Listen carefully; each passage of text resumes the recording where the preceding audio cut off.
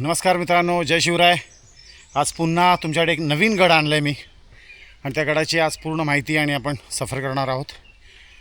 तर आवडलं तर नक्की लाईक करा, शेअर करा आणि कमीत कमी तुमची कमेंट येऊ द्या. तर मालवणमधील हा किल्ला असून आपण त्याचा आता सफर सुरू करायचे. ह्या माझ्या पाठीच्या पायऱ्या दिसतात त्या सर्व गडावरती थेट. चला, जय शिवराय.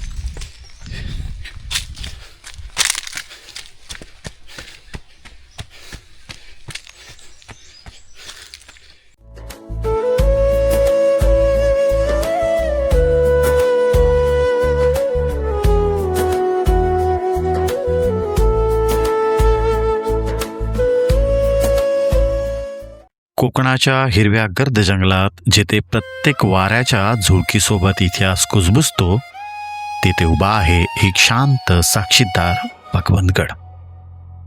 मालवणपासून 18 किलोमीटर अंतरावरती कालावल खाडीच्या काठावर फक्त 1.5 एकरात पसरलेला हा गड आज भग्न अवस्थेत असला तरी त्याच्या प्रत्येक दगडात इतिहास कोरलेला आहे. मराठा साम्राज्याच्या विस्ताराच्या काळात राजकारण, सत्ता आणि निष्ठा यांचं गुंतागुंतीचं जाळं तयार झालं होतं. याच काळात पंतप्रतिनिधी यांनी भगवंतगडाची उभारणी केली. हा गड मोठ्या लढाईंसाठी नव्हे तर सावंतवाडीच्या सावंतावर लक्ष ठेवण्यासाठी उभा करण्यात आला होता.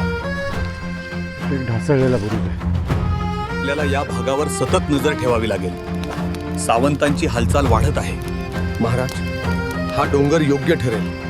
कालावल खाडी व्यापार आणि हालचालीचं एक महत्त्वाचं केंद्र. या गडावरून दूरवरची प्रत्येक हालचाल स्पष्ट दिसत होती. सरदार, काही नौका खाडीमध्ये येताना दिसत आहेत. सावध रहा, कोणतीही हालचाल दुर्लक्षित करू नका. हा गड म्हणजे एक निशब्द पहारेकरी जो कधी झोपत नव्हता. इतिहासाच्या नोंदीनुसार या भागात अनेक लहान मोठे हल्ले झाले, संघर्ष झाले. सावंतवाडीचे सावंत आणि मराठे यांच्यात तणाव कायमस्वरूपी होता. सरदार, शत्रू अचानक हल्ला करत आहेत. जरी मोठ्या लढाईंची नोंद नसली तरी अशा छोट्या संघर्षांनीच या गडाचं महत्त्व टिकून ठेवलं. फक्त 1.5 एकरात पसरलेला हा गड लहान पण रणनीतीयदृष्ट्या सक्षम होता. तटबंदी, पहाऱ्याच्या जागा आणि नैसर्गिक संरक्षण यामुळे हा गड मजबूत बनला होता. या गडाचा आत्मा म्हणजे सिद्धेश्वर मंदिर. आजही हे मंदिर सुव्यवस्थित आहे आणि श्रद्धेचं केंद्र आहे.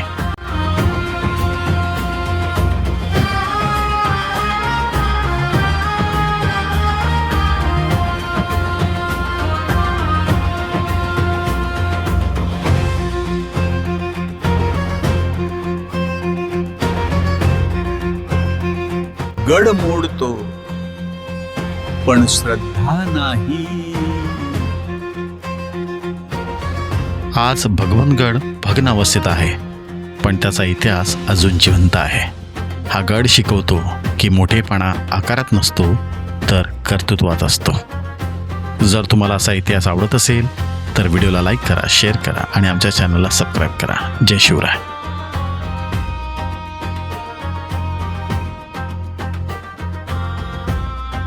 किल्ल्याची तटबंदी हितून आहे बघा, पूर्ण तटबंदी. जो बुरुज आहे तो बुरुज हितपर्यंत आलाय, म्हणजे अगदी नदीला लागून. हा बुरुज अजून माझ्या हाताला अजून मी हात लावलाय. हा बुरुज आणि ही नदी. आता ना नदीवरती विविध प्रकारे मासेमारी आणि वाळू काढली जाते आणि ह्या नदीवरतीच मग लक्ष ठेवण्यासाठी पूर्ण असा हा किल्ला होता. तिथपासून कमीत कमी 10 ते 20 मिनटं तुम्हाला वर जायचं आहे. मग एक्झॅक्टली तुम्हाला तो किल्ला मिळेल. ही त्याची सुरुवातीचा भाग आहे.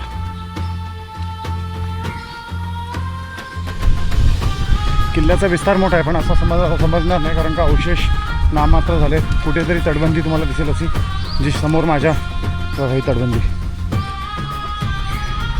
ही पार तटबंदी आहे समोर.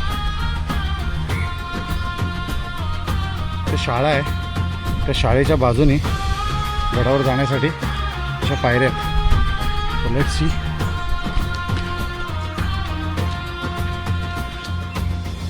चिंदरच्या पुढे यावं लागेल. गडवून लोकेशन टाकलं तर तुम्हाला मिळेल. आणि मग तिथे शाळा आहे, त्या शाळेच्या बाजूने अशा वाट आहे. साधारण शासनाने पायऱ्या केलेल्या आहेत.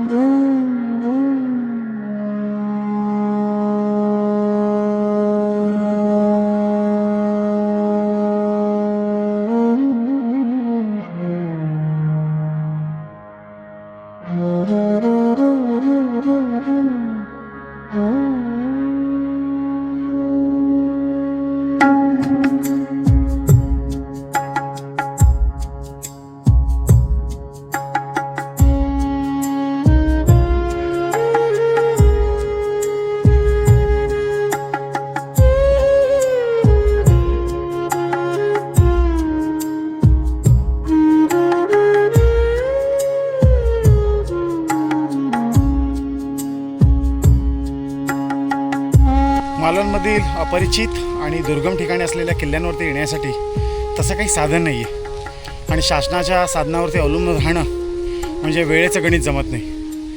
तर त्यामुळे हे किल्ले करताना तुमची स्वतःचं पर्सनल वाहन असणं गरजेचं आहे. अदरवाईज इथे कठीण आहे. मी मुंबईवरून आलो आणि विशाल राणेने बाईक अरेंज केली, त्यामुळे मला हे किल्ले बघता आले. अदरवाईज इथे पोचण्यासाठी खूप वेगवेगळ्या वाहनांची मदत घ्यावी लागेल आणि तरीही पोचण्यामध्ये जरा जास्त वेळ जाईल.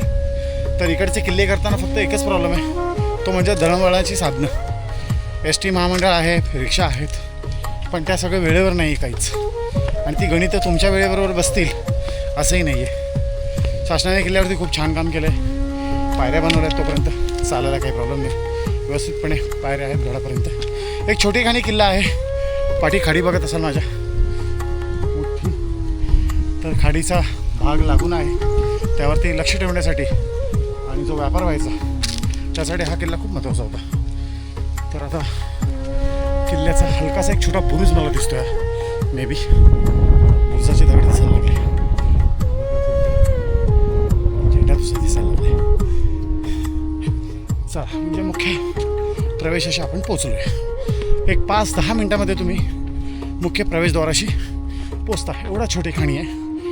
आणि किल्ल्यावर आताच लगेचच तुम्हाला एक छान असं टुमदार मंदिर बघायला मिळेल माझ्या मागे.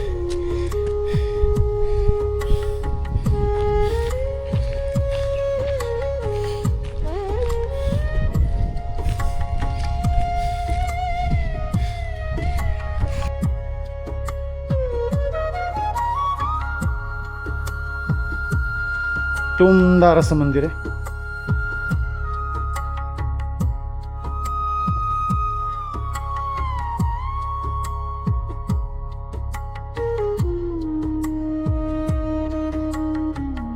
खूप सुंदर लिहिलं आहे. नमस्कार शिवभक्तो, या शिवतीर्थावर आपले स्वागत. या पवित्र स्थळी छत्रपती शिवाजी महाराजांच्या निर्णय क्षमता या गुणाचे स्मरण करा. जय भवानी, जय शिवराय.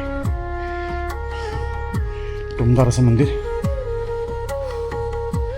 भगवानगडाच्या एंट्रीलाच हे मंदिर आहे. आणि इकडे सिद्धेश्वर मित्रमंडळ भगवंतगड स्वयंभू सिद्धेश्वर मंदिर आहे. हे जे आपण बघितलं, सिद्धेश्वराचं स्वयंभू स्वरूप आणि भगवानगडावरती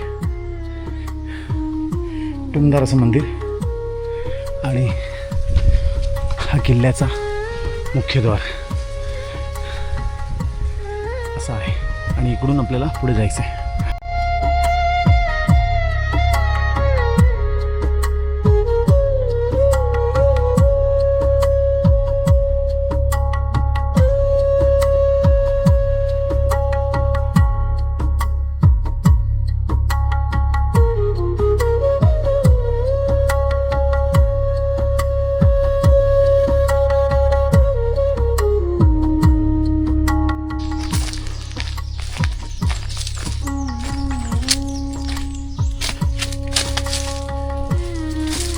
गडावरती आल्यावरती अशी वास्तू बघायला मिळाली. अशा 2 वास्तू आहेत, एक ही आहे आणि एक ही आहे. तर आता याचा वापर कशासाठी केला जायचा माहीत नाही, पण देवळी टाईप आहे म्हणजे सैनिकांना राहण्यासाठी वगैरे.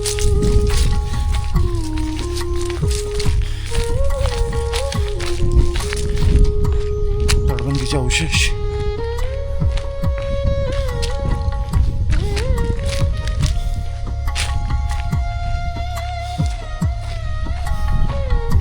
गडाचा विस्तार फार मोठा आहे आणि तटबंदी काही काही ठिकाणी शाबूत आहे, म्हणजे ते अवशेष तुम्ही बघू शकता काही ठिकाणी.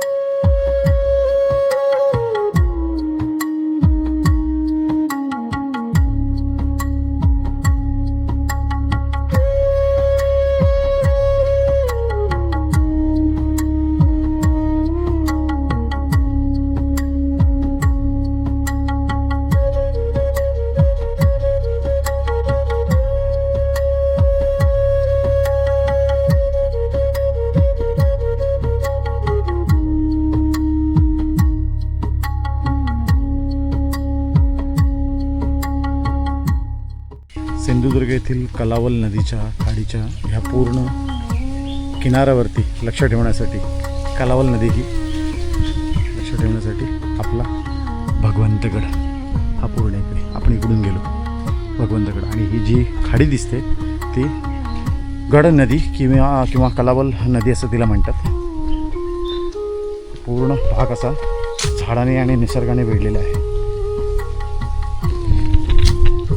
तर त्यावेळी या नदीवर जो व्यापार होत असे त्याच्यावरती लक्ष ठेवण्यासाठी, शत्रूपासून आपलं कोकण वाचवण्यासाठी छत्रपती शिवरायांनी बहुतेक ही जागा निवडली असावी. सुंदर असा किल्ला आहे आणि किल्ल्याचा काही अवशेष उरलेत, पण त्यावेळी जेव्हा किल्ला असेल तेव्हा खूप जबरदस्त असेल, कारण का तटबंदी अजूनही व्यवस्थित आहे. तटबंदी आहेत, काही बुरुज बघण्यासारखे आहेत. बुरुज आता ते झाडांमध्ये तुम्हाला दिसते. पुढे पाटी जी दिसते ना ही तटबंदी पूर्ण, आणि दुहेरी तटबंदी शिवरायांच्या कामाचे वैशिष्ट्य आहे. तुम्हाला कुठेही सिंगल तटबंदी मिळणार नाही, ते दुहेरी तटबंदी मिळेल, पूर्ण रचलेली ती पण.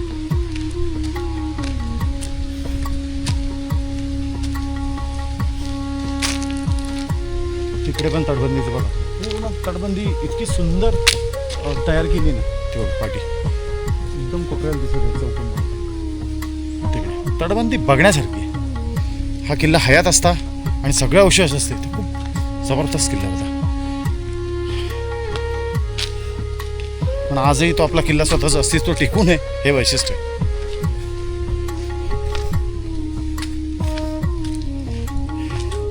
शासनाने पायऱ्या केल्यात, पण किल्ल्यावरती थोडी साफसफाई करून व्यवस्थितपणे मंदिराच्या आजूबाजूचा परिसर पण ठेवला तर फार बरं होईल, ही विनंती आहे शासनाला.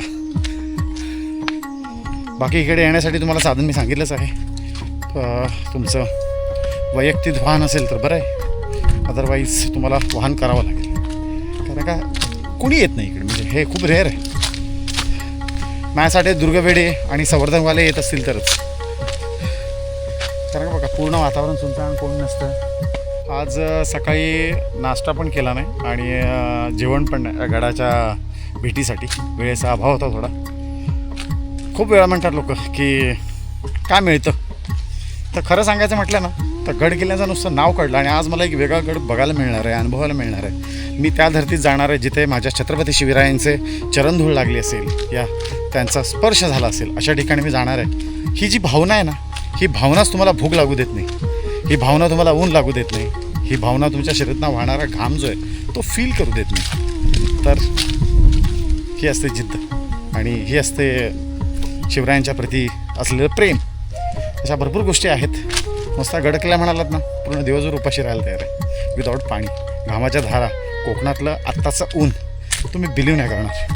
झुमतं आहे, जाळतं आहे अक्षरशः. आणि त्या उन्हातही माझ्यासारखे असंख्य दुर्गवीर, दुर्गवेडे, दुर्गप्रेमी, गडकिल्ल्यांचे भटकंती करणारे, संवर्धन करणारी अशी भयंकर मंडळी आज सह्याद्रीच्या कुशीत आणि गडकिल्ल्यांच्या अंगावर खेळत आहेत, रांगत आहेत.